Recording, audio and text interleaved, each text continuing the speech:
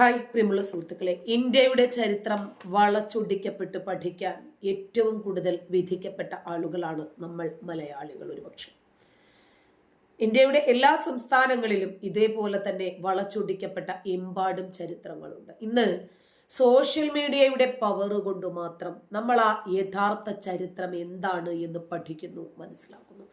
ആരെയാണോ നമ്മൾ ചരിത്രത്തില് ഏറ്റവും കൂടുതൽ മഹാരഥന്മാരായി പഠിച്ചത്, അവർ മഹാരഥന്മാരായിരുന്നില്ല, മ്ലേച്ഛന്മാരായിരുന്നു എന്ന യാഥാർത്ഥ്യം ഇന്നാണ് നമ്മൾ തിരിച്ചറിയുന്നത്. അതെ, ഇന്ന് ചരിത്രത്തിന്റെ തങ്കലിപികളിൽ ആലേഖനം ചെയ്യപ്പെട്ട ചരിത്രങ്ങൾ ഇന്ന് നമുക്ക് ലഭിക്കുവാണ്. സോഷ്യൽ മീഡിയയിൽ യാതൊരു ഭാവപ്പകർച്ചയുമില്ലാതെ നമുക്കതിന്റെ യാഥാർത്ഥ്യം അറിയാനും വായിക്കാനും മനസ്സിലാക്കാനും അതിനനുസരിച്ച് നമ്മുടെ ബോധങ്ങൾ തിരുത്താനും നമുക്കത് മറ്റുള്ളവരിലേക്ക് പകർന്നു കൊടുക്കാനും സാധിക്കുന്നുണ്ട്. അതെ, അത് സോഷ്യൽ മീഡിയയുടെ പവറാണ് എന്ന് പറയാതെ വയ്യ. വാര്യംകുന്നനെ കുറിച്ചും ടിപ്പു സുൽത്താനെ കുറിച്ചും ഔറംഗസീബിനെ കുറിച്ചും ബാബർ, അക്ബർ, ഇവരെ കുറിച്ചിട്ടൊക്കെ നമ്മൾ എന്തൊക്കെയാ ചരിത്രങ്ങൾ പഠിച്ചത്? ഇവരൊക്കെ ഏത് രൂപത്തിലാണ് ചരിത്രകാരന്മാരായത്? ഇവരൊക്കെ എങ്ങനെയാണ് നമ്മുടെ സ്കൂളിലെ ചരിത്ര പുസ്തകങ്ങളിൽ ഇടം പിടിച്ചത്? ആരാണ് അതിന് പിന്നിൽ പ്രവർത്തിച്ച ചാലക ശക്തി? ശരിക്കും പറഞ്ഞാൽ ഗാന്ധിജിയേക്കാൾ കൂടുതൽ നമ്മൾ മനസ്സിലാക്കേണ്ടിയിരുന്നത്, പഠിക്കേണ്ടിയിരുന്നത്, വാഴ്ത്തേണ്ടിയിരുന്നത്, പുകഴ്ത്തേണ്ടിയിരുന്നത് സുഭാഷ് ചന്ദ്രബോസിനെ ആയിരുന്നില്ലേ? ഇന്ത്യയുടെ യഥാർത്ഥ ചരിത്രം പുറത്തു വരാതിരിക്കാൻ ആര് കളിച്ച കളിയായിരുന്നാലും ശരി, സത്യം അത്ര പവർ ഉള്ളതായതുകൊണ്ട് അത് മറനീക്കി പുറത്തു വന്നുകൊണ്ടിരിക്കുകയാണ്. ഇന്ന് നമുക്കത് ചരിത്ര പുസ്തകങ്ങളിൽ കാണാൻ സാധിക്കാത്ത യഥാർത്ഥ ചരിത്രം ഇന്ന് നമുക്ക് സോഷ്യൽ മീഡിയ പറഞ്ഞു തരും. അതെ, വാർത്തകളിൽ ഇടം പിടിക്കുന്നത് അത്രയും ഔറംഗസീബിന്റെയും അതുപോലെ ഫിറോസിന്റെയും ഒക്കെ ചരിത്രം തന്നെയാണ്. ചരിത്ര പുസ്തകങ്ങളിൽ തിരുത്തുകൾ അനിവാര്യമാണ് എന്ന് ഇന്നല്ല, എത്രയോ കാലങ്ങളായി അതിനെ സംബന്ധിച്ച് ആളുകൾ മനസ്സിലാക്കിയവർ പറയാൻ തുടങ്ങിയിട്ട്.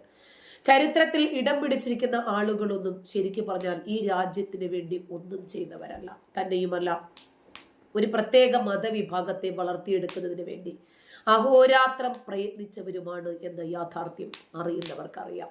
നിർഭയം പറയുന്നവർ അത് വിളിച്ചു പറയുകയും ചെയ്യും. ചരിത്ര പുസ്തകങ്ങളിലെ യഥാർത്ഥം എന്താണ് എന്ന് ആളുകൾ അറിയണം.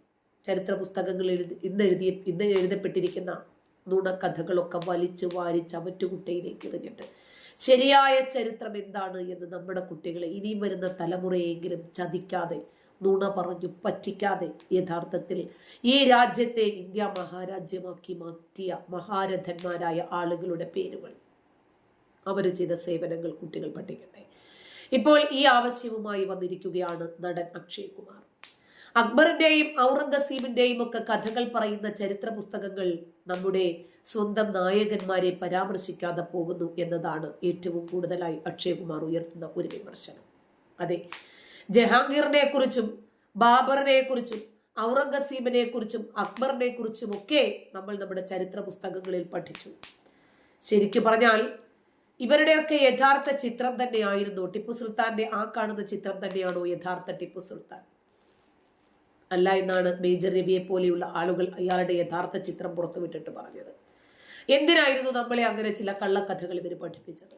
ആരാണ് ഈ ചരിത്രത്തിൽ വെള്ളം ചേർത്തതിന് പിന്നിൽ? ഇന്ത്യൻ സൈനികരുടെ വീരകഥകളാണ് ചരിത്ര പുസ്തകങ്ങളിൽ ഉൾപ്പെടുത്തേണ്ടത്. അതെ, ഇന്ത്യക്കു വേണ്ടി നമ്മളിൽ ഓരോരുത്തരും സമാധാനത്തോടെ, സന്തോഷത്തോടെ, നിർഭയം ഈ രാജ്യത്ത് ജീവിക്കുന്നെങ്കിൽ, ഈ രാജ്യത്തിന് വേണ്ടി ഉറക്കവും ഊണും ഒഴിച്ച് കുടുംബത്തെയും ഒക്കെ ഒഴിവാക്കി ജീവൻ പോലും ബലിയർപ്പിക്കാൻ തയ്യാറായി നിൽക്കുന്ന ആ സൈനികരുടെ വീരകഥകൾ, രാജ്യത്തിനു വേണ്ടി അവർ സഹിച്ച ത്യാഗോജ്ജലമായ കഥകൾ, അതാണ് വളർന്നു വരുന്ന യുവതലമുറയുടെ സിരകളിലേക്ക് ഊട്ടി ഉറപ്പിക്കപ്പെടേണ്ടത്. എന്നാലാണ് അവർക്ക് രാജ്യസ്നേഹം ഉണ്ടാവുക. തന്നെയുമല്ല, സൈനികരോട് ആദരവും ഉണ്ടാവുക. രാജ്യത്തോട് അവർക്ക് മതിപ്പുണ്ടാകണമെങ്കിൽ ഈ രാജ്യത്തിന്റെ യഥാർത്ഥ വീര സാഹസിക നായകന്മാരെ കുറിച്ച് കുട്ടികൾ പഠിക്കും. അക്ഷയ് കുമാർ നായകനായിട്ട് എത്തുന്ന സ്കൈ ഫോഴ്സ് എന്ന സിനിമാ ചിത്രത്തിന്റെ പുതിയ സിനിമയുടെ പ്രമോഷൻ വേളയിലായിരുന്നു താരത്തിന്റെ വാക്കുകൾ. ഇത് വൈറലാകുകയും ചെയ്തു. നമ്മുടെ പുസ്തകങ്ങളിൽ രേഖപ്പെടുത്താതെ പോയ അനവധി കാര്യങ്ങളുണ്ടെന്നും അദ്ദേഹം പറഞ്ഞു വെച്ചു. അത്തരത്തിൽ ഒഴിവാക്കിയ വ്യക്തിത്വങ്ങളെയാണ് തന്റെ സിനിമകളിലൂടെ സംവദിക്കാൻ ശ്രമിക്കുന്നത് എന്നും അദ്ദേഹം പറഞ്ഞു വെച്ചു. വാഴ്ത്തപ്പെടാതെ പോയ നായകന്മാരാണവർ. നമ്മുടെ ചരിത്ര പുസ്തകങ്ങളിൽ തിരുത്തപ്പെടുക തന്നെ വേണം. നമ്മൾ അക്ബറിനെ കുറിച്ചും ഔറംഗസീബിനെ കുറിച്ചും പഠിക്കുന്നു, വായിക്കുന്നു, കാണാതെ പഠിക്കുന്നു. ചരിത്രത്തിന്റെ തങ്കലിപികളിൽ നമ്മൾ ആലേഖനം ചെയ്തു വെക്കുന്നു. എന്നാൽ നമ്മുടെ ജീവിതത്തിലെ, നമ്മുടെ രാജ്യത്തിന്റെ സ്വന്തം ഹീറോകളെ കുറിച്ച് ഒന്നും തന്നെ ചരിത്ര പുസ്തകങ്ങളിൽ ഇടം പിടിച്ചിട്ടില്ല. സൈന്യത്തിൽ നിന്ന് തന്നെ നിരവധി കഥകളുണ്ട്. പ്രതിസന്ധി ഘട്ടത്തിൽ അസാധ്യമായ ധൈര്യം കാണിച്ചവരുടെ കഥകൾ, പരംവീർ ചക്ര ലഭിച്ചവരുടെ കഥകൾ ചരിത്ര പുസ്തകങ്ങളിൽ തിരുത്തി എഴുതപ്പെടണം. നമ്മുടെ പുതുതലമുറ അവരെയൊക്കെ അറിയണം, പരിചയപ്പെടണം. അക്ഷയ് കുമാർ പറഞ്ഞു. വിംഗ് കമാൻഡർ ഓം പ്രകാശ് തനേജയുടെ കഥ പറയുന്ന ചിത്രമാണ് സ്കൈ ഫോഴ്സ്. ജനുവരി 24 സിനിമയുടെ റിലീസ്. അന്ന് തന്നെയാണ് അദ്ദേഹം തന്റെ യഥാർത്ഥ കാര്യങ്ങൾ വെളിപ്പെടുത്തുന്നത്. എന്താണ് ചരിത്രം? എന്താണ് ചരിത്ര കഥകൾ? കഥയാണോ യഥാർത്ഥ ഇന്ത്യയുടെ ചരിത്രമാണോ? രണ്ടും നമ്മൾ പഠിക്കണം. മതമാറ്റക്കാരായിട്ടുള്ള കൊള്ളയടിക്കാരെ കുറിച്ചിട്ടൊക്കെ അവരെ പ്രശസ്തരാക്കി, അവരെ കുറിച്ചിട്ടൊക്കെ വീരസാഹസിക കഥകളാണ് ചരിത്ര പുസ്തകങ്ങളിൽ നമുക്ക് ചരിത്ര അധ്യാപകർ പറഞ്ഞ് മനസ്സിലാക്കി തന്നത്.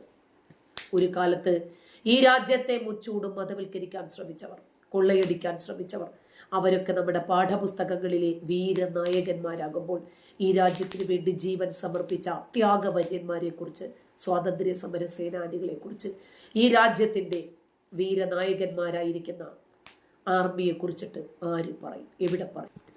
മുമ്പ് ഇന്ത്യയുടെ ചരിത്രം കമ്മ്യൂണിസ്റ്റുകാർ വളച്ചൊടിച്ചു എന്ന് പ്രമുഖ എഴുത്തുകാരനായ വിക്രം സമ്പത്ത് പറഞ്ഞിരുന്നത് ഇപ്പോൾ ഓർക്കുന്നു. തങ്ങൾക്ക് ലഭിക്കുന്ന സ്രോതസ്സുകളെ മാത്രം ഉദ്ധരിച്ച് ഇന്ത്യൻ ചരിത്രകാരന്മാർ എഴുതി. റോമില ഥാപ്പറെ പോലെയുള്ള എഴുത്തുകാർ അവരുടെ രചനകളിൽ രാഷ്ട്രീയം കലർത്തി. ബ്രിട്ടന്റെ ഇന്ത്യൻ അധിനിവേശത്തെ ലോകത്തിലെ ഏറ്റവും വലിയ രക്തരൂക്ഷിത സംഭവമായി പാശ്ചാത്യ ചരിത്രകാരന്മാർ വിലയിരുത്തി. എന്നാൽ പിൽക്കാലത്ത് ചരിത്രകാരന്മാർ അത് വിസ്മരിച്ചു. ഇന്ന് കാണുന്ന ചരിത്രം വാസ്തവങ്ങളെ പുക കൊണ്ട് മറച്ച ശേഷം നിർമ്മിക്കപ്പെട്ടവയാണെന്നും അദ്ദേഹം പറഞ്ഞു.